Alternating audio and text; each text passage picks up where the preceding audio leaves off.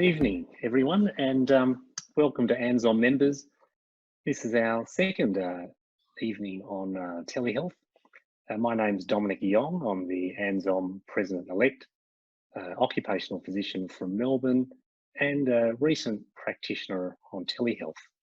Now when we met a few weeks ago on telehealth, we took your feedback on board, and you said that you wanted to have further sessions learning about this skills. So here we are tonight. What we found with the last webinar was it was quite dynamic. There were questions coming in. We're trying to get to answer those questions. And so we thought we'd do a slightly different style where we would invite people to be participants so that we could learn from each other. We understand that with telehealth, and especially in the IME space, there's not that many guidelines. And probably one way to upskill is for us to, again, learn from each other. ANZSOM is proud, again, to be partnering with MEDirect to be running these sessions. MEDirect is a practice management software company for IME providers, and they've been working in the telehealth space for a number of years. I'd like to welcome the MEDirect director, Sue Larsen, who facilitated our last telehealth session, and Sue will go through the terms of engagement for this session. So please, Sue. Thank you, and thank you ANZSOM members for having us again, having MEDirect again facilitate the session. We're really happy to be here tonight. Now tonight will be run a little bit differently. So unlike the previous webinar where we had a pre-arranged group of panelists, tonight we're having a live virtual discussion group where members can weigh into discussions, can ask questions, can have their questions answered, and basically have a live debate about certain areas around telehealth logistics. We only have 30 minutes tonight, and we're going to stick to that 30 minutes very strictly. We have 3 topics for discussion, so I'll be timekeeper to make sure that we stick to the 10 minutes and to keep us all honest. Now, there will be 3 topics for discussion tonight. We'll be looking at the question of consent, how, what, and where, and how do we do these now in a telehealth environment. We'll be looking at the choice of telehealth platforms, and we'll be looking at what factors need to happen to set yourself up for success and put yourself in the best position possible to have a good IME consultation. Now, Dominic will be our consistent panelist on screen throughout the duration of the session, but we can have up to 20 people on screen at any one time. So I'm asking each of you here to consider whether you will volunteer to be a panelist for one or more of the topic areas. Now, what this means is that your webcam and microphone will be on, and you'll be visible on the screen in the same way that Dominic and I are visible and audible on the screen. You'll be able to contribute to the discussion, ask questions, as I said, and express your views. Now, I know it's been a really long day for many of you, and you may feel like just sitting back and receiving information tonight. But tonight is about sharing ideas and experiences and learning from each other. So we really need you, and I really encourage you to volunteer tonight. You might be thinking, I actually haven't done many telehealth assessments. I don't have a lot of experience in the area. But that's okay. Really not many people have a lot of experience. This is all new to everybody. So I would really encourage you, even if you've only done 1 or 2, your experience is very valid, and the experience that you've had will be very helpful to your peers. So I'd encourage you to volunteer. Maybe some of you are saying, I actually haven't done any, and I've got more questions than answers. I hear that a lot as well. That's even better. Please volunteer for a topic and have your questions answered. It is really about exchanging information so that you can stimulate your own thinking and others, and help each other and help yourselves conduct telehealth IMEs more effectively. Now, how do you do that if you are interested in volunteering? On the screen, to volunteer for the live discussion, you'll need to raise your hand. So if you move your cursor to the bottom of your screen, you'll see a menu bar that looks a little bit like the one that's on the screen right now. if you'd like to be part of the live discussion for the first topic around consents, please press the raise hand button now. We will see your hand, and after a few, I can see one hand, which is great. Thank you for that. We'll see your hand, and then after a few more final tips, I will then enter you in to be a panelist. Now, if you are not on the panel and you are here as an attendee, you still have the opportunity to ask your questions live. And so to do that, again, on the bottom menu, you'll see a Q&A button. If you press that, it will bring up a box that looks a little bit like the one on the screen, and you'll have the opportunity to ask questions. I have the question box, and I can see at the moment there are no questions, but I can certainly look at that, and throughout tonight's session I'll be asking questions to the panelists. Now, if you have a problem from a technical perspective, or you have a resource that you'd like to share, like so many of you did at the last ANZSOM webinar, please use the live chat button. We will be monitoring that. If you click on live chat on the menu, you'll see a box that looks like this one. So please feel free to write things down there, or if you've got a problem, there's an email address there for Adrienne, and there's also one there for Ross Baker, who can help you with technical issues if you're having them. So we're going to get straight into it now. The topic, as we mentioned, is around consents and the difference that a telehealth consent looks like, or a difference of what needs to be included for a telehealth consent. So I'm calling for all volunteers now. If you have a question, if you have an experience, if you're wondering, if you'd like to be part of the discussion, please, we'd ask you put up your hand, raise your hand, and we'll bring you on screen. I swear we're not at all scary, but it's a great opportunity to share the wealth and share experiences. Now, just while you are thinking about that, let me have a little look. We've got, oh, thank you. We've got a couple of hands up. That's fantastic. We actually have 19 attendees tonight as part of the attendance tonight. We could actually have all of you on screen and have an actual live debate and live discussion. So, you know, please, the more the merrier. I'd really encourage you to come on. All right, now I will just give you a word of just some housekeeping. You will be logged out temporarily and logged back in as a panelist. So don't worry if you're seeing yourself being logged out. You don't need to do anything. You'll come back on as a panelist, and then same thing will happen when at the end of the 10-minute discussion, we'll log you back into an attendee. You'll be logged out, you'll come back in. So don't worry, it's totally normal. Now for the panelists that we have, could I ask you please to put your webcams on and your microphones on. Great, we're seeing people come on. Hello, Dr. Chan. Hi, Sue, how are you? Well, thank you, how are you? Yeah, good. Haven't seen you for years. I know, you don't look any older. So, younger. So I'm going to stop my screen share right now, and we're going to get into the first question. I'm going to start with Dominic, and then feel free to weigh into it. So the first question around consents, obviously consents are used by many, not all, independent medical examiners for assessments. So Dominic, what special modifications, how does it differ when you're considering a consent that's used for telehealth assessments? What modifications have you made to consent forms, and what do you think the considerations are? Well, I started doing this process about 1 or 2 months ago when I started telehealth. I suppose the first thing was to have work out, well, why do we do consents? And obviously in the face-to-face setting, what I sort of felt was we did a consent because the individual who comes to see us doesn't come by choice. They are asked to see us by a third party. And whilst we're seeing that individual, we have to do a number of things where we are really seeking their permission. We're going to chat to them about conditions which, and we may be talking about sensitive information. We may examine them. That may potentially increase their symptoms. We are recording medical information. We're writing a report to a third party, which means that there's a non-confidential nature to the consult.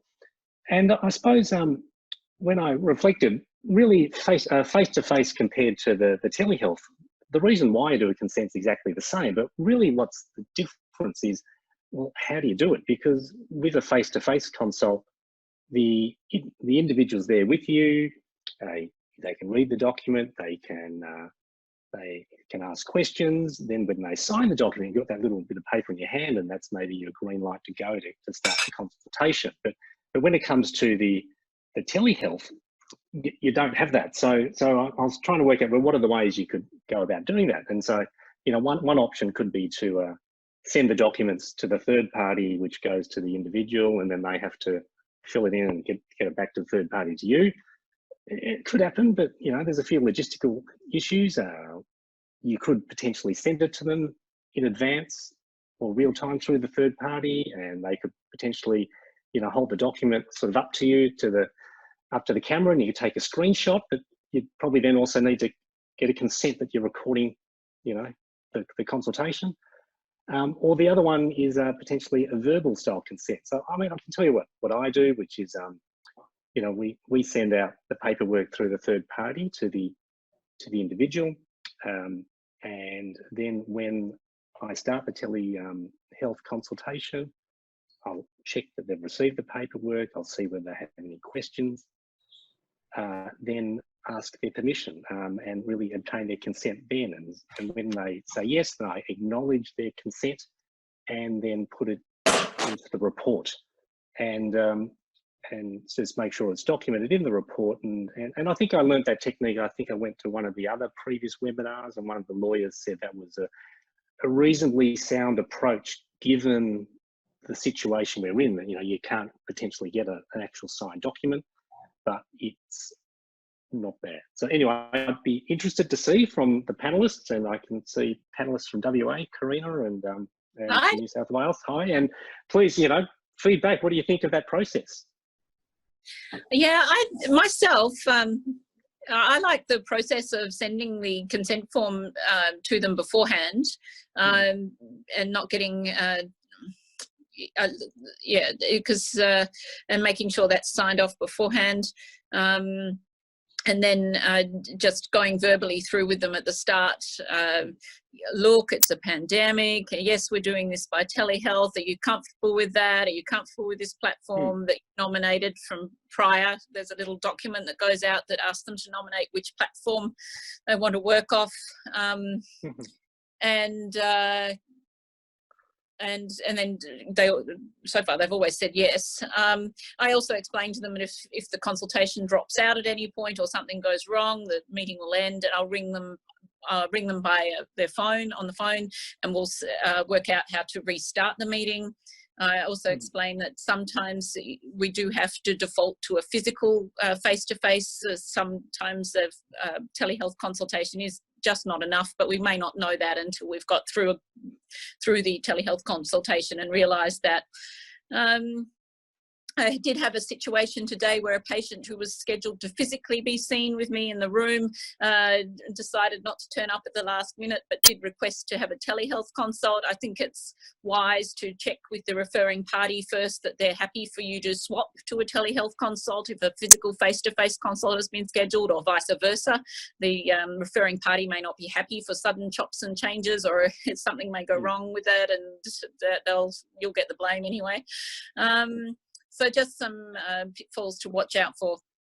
Okay, so I'm looking at the time. I think there's probably time for maybe 1 or 2 more minutes on consent forms, and love to hear from the other panelists or any other questions that might be coming in around the area of consent forms. It seems to me that consent is only allowed on written forms. How about verbal consent if you have a witness there? So Pearl, I went to a previous webinar, and so there was a lawyer there pretty much saying that the verbal consent was reasonable as long as you went through that whole process of explaining what was going on, seeking their permission, acknowledging their permission, and then documenting it in your report, which we all do. Yeah. Was good. Obviously, from our perspective, we're sort of always used to having that signed bit of paper in our hand and putting it in the medical file, but I suppose they're saying this sort of climate, the verbal consent appears adequate. So that's why I was wondering whether other people had any other experience, because that's what I'm doing. So sometimes I do have to get verbal consent anyway, because not all the time you can get hold of papers that get there in time and be signed before you get. So sometimes it's so hard to arrange things with these people.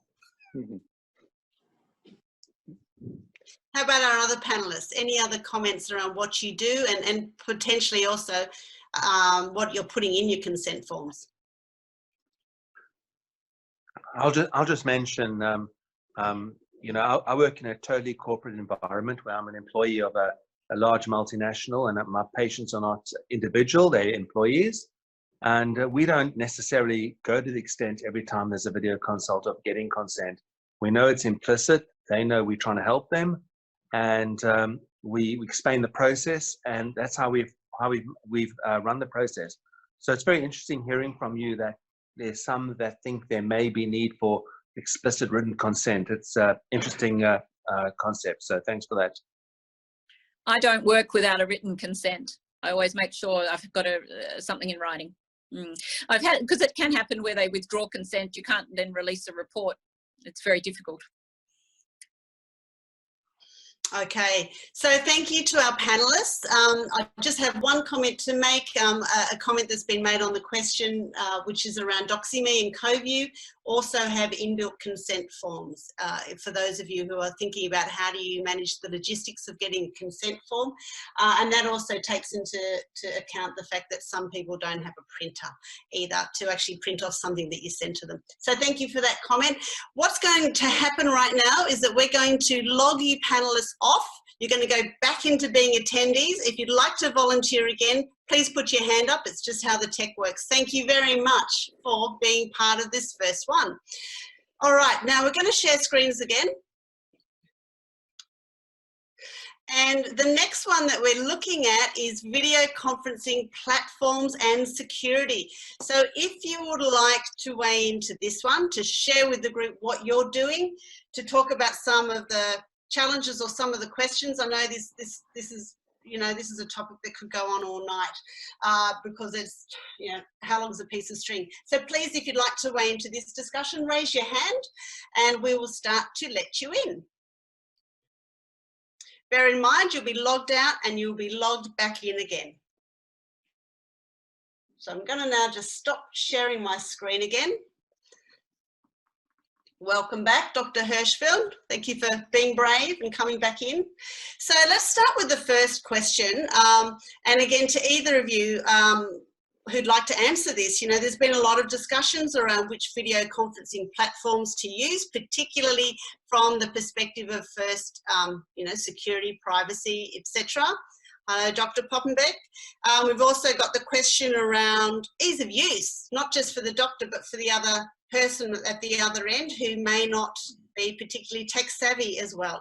So what are all the considerations that each of you have taken into account? What platform have you landed on? Why have you landed on that? And what are, you know, if you've not yet decided, what are some of the questions or concerns that you have? So just if you'd like to comment, please unmute your microphone. Well, yeah, look, I'm happy to comment.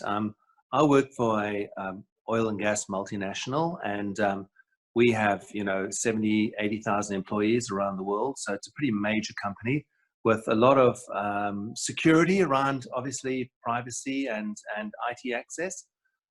So we use Skype internally. So when we went to look at video conferencing and telehealth conferencing for all our support services, we actually end up using Skype for that as well, because that had been through all the processes the company already uses.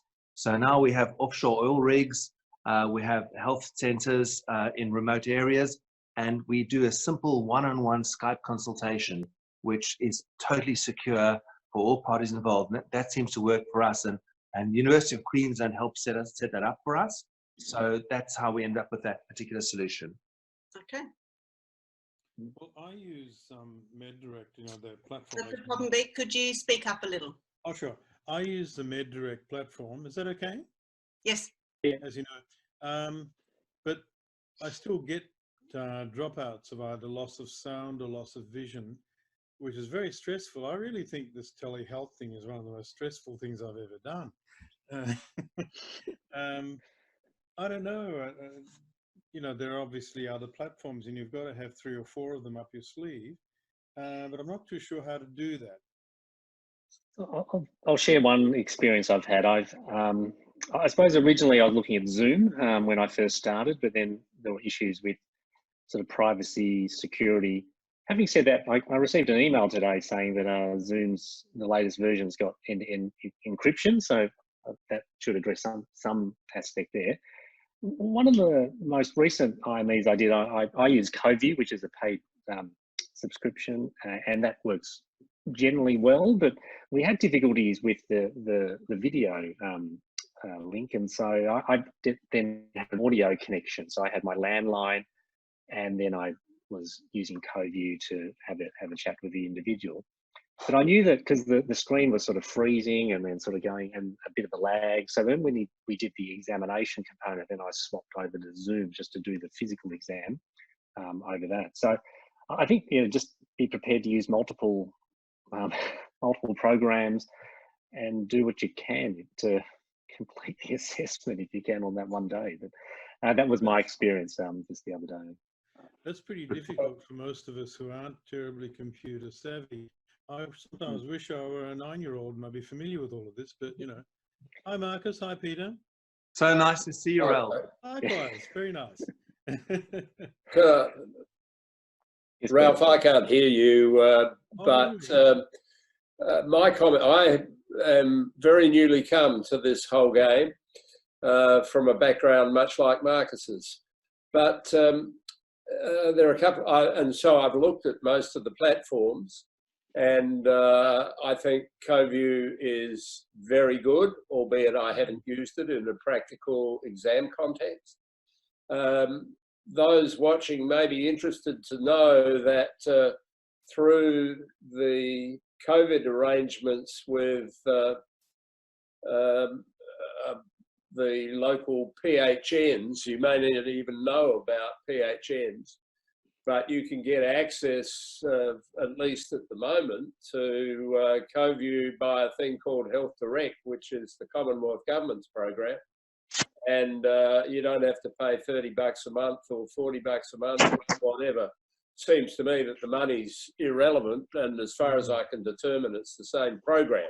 Yep. So that may be of some interest to those who, like me, are interested in testing the water without necessarily making a commitment to anyone otherwise. I learned that about DoxyMe, and I've also looked at Doxy, and I can see that it is excellent, and it's a US program, and I imagine there are substantial resources behind that, making it good. My experience with Zoom has been it's okay if you're a passive person involved with it, but not necessarily so good. And I don't know anything about the practicalities of it. But that's about all that I've got to usefully contribute at this stage. I'm a neophyte in the process, and I don't claim any wisdom. If I could just comment on just question someone's asked about what's that video. So, and again, probably someone knows a bit more than me, but I tend to think that with WhatsApp video, the individual needs to know your phone number, or you got to share contacts. So I don't know whether there's any workaround, but you know, obviously Yeah, I'll certainly just make a comment on contact. Oh, sorry, Dominic. I'll certainly make a comment. WhatsApp video is being used, but it is restricted to a phone. You know, you can't download it onto a desktop computer. So, you know, depending on the kind of assessment that you're doing and your comfort levels, you know, you may not want to do the assessment on a phone. That's probably the aspect there. And thank you, Dr. Clark, for that tip as well. With CoView, it's 3 months free. So, you know, it's worth it. Yeah. Have they just introduced that, Sue? What's that, sorry? Have they just introduced that? 3 months free through your primary health network.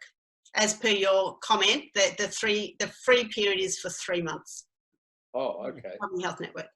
That should see us through the pandemic, hopefully. So let's hope. Okay, look, thank you all for being part of this second session. I'm looking at the time again, and the people we're tracking for 7 o'clock. So we're going to exit all of you, Peter, Ralph and Marcus. Thank you so much for being part of this one. Now the next topic, I'm going to share my screen again. And for this next one, what we're looking at is setting yourself up for success. And I'm sure that, here we go, share my screen.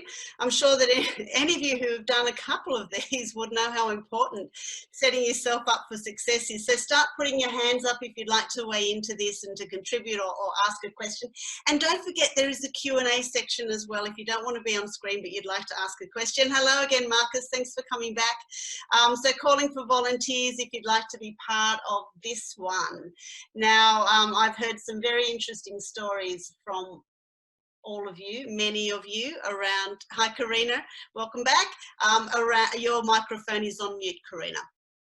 So I've heard a few stories about monitors being on the floor, people trying to do assessments in the car, people being in real estate agents with phones ringing and no privacy and so on. So today, for this little section here, I just wanted to talk about this issue of setting yourself up for success, because how you set this up, how you frame the consultation, the information you give ahead of time can be really important to the outcome of the assessment. So over to our wonderful panelists. What are some tips? What are some strategies? And what are some questions you might have?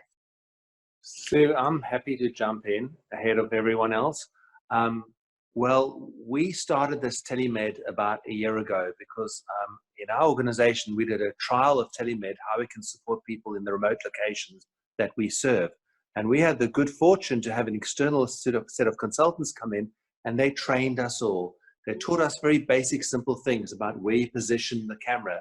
And I can see, Sue, you got it right. The camera is exactly where you're at eye level to you, and it's got an interesting background, and you've got good audio, and all these basic, and good lighting, all these basic things. So you don't want the camera shining up from under your nose for obvious reasons, and all sorts of other things. So we learned about that, and getting so being able to engage with you know, the other person on the other end of the line. That was really helpful for us. And you know, I think you see a lot of people still making some of these very basic mistakes. So the more you can learn, the better it's going to be. So that's what I encourage people, just to reach out, learn, understand the best way to optimize these things. For sure. And stripy shirts. That's my favourite. Stripy shirts. Do funny things to the camera. That's right. Dominic and Karina. Yeah, sorry, I was distracted. Forgive me. Yes, so I think one of the things, I think it's quite useful to send them, if you do believe in written consent, to send them that form out early so they have time to read it and get it back to you. I think you've got to be prepared for when these consultations go pear-shaped. So what I found was in a telehealth digital consultation, I can't hand them the employer assistance provider counselling card just like that. They're not physically there. So at the very start of the assessment, when I'm getting verbal consent from the patient, I give them suggestions for what to do if they're distressed by the outcome or the appointment or whatever. If there's distress afterwards, you know, I recommend you contact the employee assistance provider. Here is the phone number. Here is the name of the organisation. I get them to repeat the phone number back to me. And I record that in my notes, that they know what the phone number is and they've written it down that's correct. And I also suggest to them, if there's no EAP, that they get in contact with their GP, discuss it with them, make sure that they've got a contact for whoever the referrer is in case they've got any questions for the referrer. Make sure that they're aware that the referrer or the whoever the supporting organisation is can deal with most questions, but it's probably going to be any technical medical questions that will come back to me. So I make sure they've got these phone numbers because I can't physically hand them bits of paper in a timely way. And at the end of the appointment, if they're distressed with you, if you've had to give them some bad news that they don't want to hear, that's probably too late to be bargaining about them writing down phone numbers. So you want to hit that on the head at the start. Yeah, good comments. Dominic. Yeah, so I suppose when I send the consent form ahead of time, part of the consent form has some of this information. So about that whole thing about, you know, in a private room, and again, setting yourself up in that sort of manner. The other thing also is the logging in. So, you know, to log into CoView, there are a number of steps. You know, you have to be able to, you know, I think it tends to work better in Google Chrome. It tends to work better in Safari. So they need to be able to have that. Then they have to go through the screens, and not everyone is as savvy with that logging in. So we sort of specify that on the information part of the consent form as well. So as much information ahead of time is of benefit, because really what you want to do, step one, is actually make that contact, because sometimes, you know, you're set up for that telehealth consult and it just doesn't happen because of whatever IT, or of course sometimes people forget or whatever. So you're trying to avoid all those things to make sure that you actually two link together. Then after that, then you've got all those other issues we talked about with the quiet room and privacy and things like that. And what about from any of our panelists, what advice would you give in terms of the actual setup of the room and space, and, you know, depending on the kind of assessment that you need to undertake?